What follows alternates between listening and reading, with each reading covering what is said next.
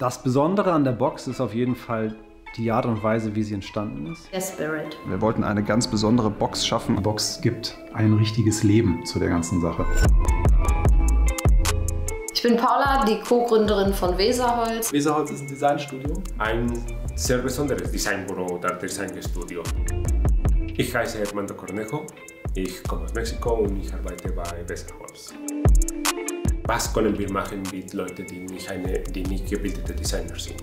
Wir arbeiten mit jungen Leuten zusammen, die hier ohne Aufenthaltsgenehmigung sind. Die lernen bei uns Deutsch und Mathe. Und nachmittags sind wir gemeinsam in der Werkstatt und versuchen gemeinsam Perspektiven zu entwickeln, kann man sagen, anhand von Produkten. Anselm. Ich bin eigentlich seit 4 Jahren bei Weserholz, seit wir angefangen haben, habe das mitgegründet, zusammen mit Paula und Tanja. Paula ist die Ideengeberin von Weserholz. Sie hat kurz bevor wir Weserholz gegründet haben, auch jemanden kennengelernt, der hier in Bremen auch angekommen ist nach seiner Flucht und hier eben neu ankommen möchte und hat verstanden, was es eigentlich bedeutet, als geduldeter Mensch in Deutschland bzw. in Bremen zu leben und wie schwierig es tatsächlich ist, hier Fuß zu fassen und Dinge zu nutzen, die für den weißen Deutschen unvorstellbar sind, nicht zu haben. Ich bin Tanja, Co-Gründerin bei Weserholz, auch Teil des Leitungsteams. Und wir sind hier in der Weserholz-Werkstatt in Bremen-Walle. Heute hatten wir einen Auftakt-Workshop, um zusammen ein Briefing zu erarbeiten. Und wir hatten Fragen, die davon reichten mit, was tust du als dein Unternehmen in die Box, was soll da von dir rein, aber es ging auch darum, was für Emotionen löst diese Box aus. Das fand ich also schon sehr ungewöhnlich, weil ich bin noch nie in ein Meeting reingekommen, wo man im Vorfeld gefragt hat, was wärst du gerne für einen Schuh? Um auf Stichworte zu kommen, die uns jetzt wieder bei der Gestaltungsarbeit helfen. Mein Name ist Carsten Göwert, ich bin Münsterländer und arbeite bei der Firma Colonial in Berlin. Für mich besonders spannend, wenn man hingeht und hat eine Schuhschachtel, die ist einfach nur Karton bedruckt und das war's. Und man hat sich überlegt, wie kann man diesem irgendwo Leben einhauchen, wie kann man dem irgendwas mitgeben. Wie kann man diesen Spirit von einer Stadt, die in einem Hafen oder auf einem Fluss aufgebaut wurde, zeigen? Weil das sind ja im weitesten Sinne alles Bremer Akteure und das sollte natürlich auch in der Box dann sichtbar sein. Und das Ganze soll das Projekt auch in seiner Nachhaltigkeit so ein bisschen begleiten. Und zwar wichtig, dass das eine Box ist, die man nicht auspackt und dann wieder in die Ecke stellt, sondern es soll was sein, was man auch gerne wiederverwenden kann. Ich bin Stefan, 38 Jahre jung, komme aus Bremen und ich habe seit 2013 den Sneakerladen Glückstreter hier im Bremer Viertel.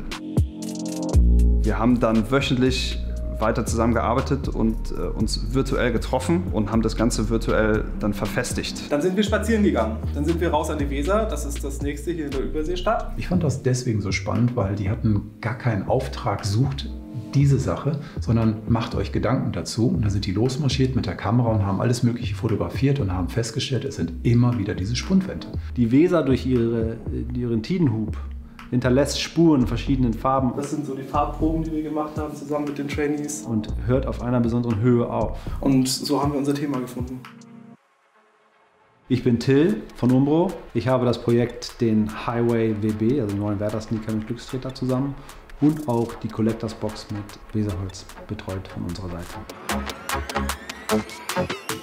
Der Plan ist, dass wir eine ganz besondere Box schaffen wollten für diese Schuhe oder für eine begrenzte Zahl an Schuhen. Wir haben in Zusammenarbeit mit Ulay Socken entworfen, die wir reintun. Es gibt einmal Viertelsocken und einmal die Weser-Socke, die mit dabei ist und die es als Special Edition ausschließlich in dieser Box gibt. Die Sneaker, der Highway WB oder WB. Die Tasche aus Segelmaterial. Dann ist vom Colonial 2 Pflegeprodukte drin. Verschiedene Schnürsenkel. Eine Bürste. Wir haben mit schnell wachsendem Holz gearbeitet. Das Holz ist bewusst sonst unbehandelt, damit es auch durch die Zeiten eben sich entwickelt und Patina erhält. Jede Box sieht anders aus, das heißt also das Design draußen, die Form im Grunde genommen von den grünen, weißen Tönen, die dort sind, ist bei jeder Box anders. Das Highlight ist, dass unterschiedliche Leute auf dieser regionalen Ebene zusammenkommen und was kreieren, was einfach schon internationalen Charakter hat. Ich bin ein bisschen stolz in allgemein von diesen besonderen Collector Box Schuhe, dass alle die Teile sind irgendwie sehr gut mit den anderen angepasst. Und das Besondere ist auch, dass wir ein soziales Projekt damit nochmal fördern und unterstützen. Wir selber nehmen uns nichts raus davon, von dem Verkauf der Box, sondern geben es 1:1 weiter an Weserholz. Insgesamt haben wir 100 von den Special-Boxen. Die gibt es zur Hälfte im Werder Fanshop und zur Hälfte bei uns bei Glückstreter. Ich hätte nie gedacht, dass das so genial wird, dass das so klasse wird, dass das so hervorragend einzigartig wird. Wir hoffen, dass es einen Hype gibt um die Box. Ja, auf jeden Fall.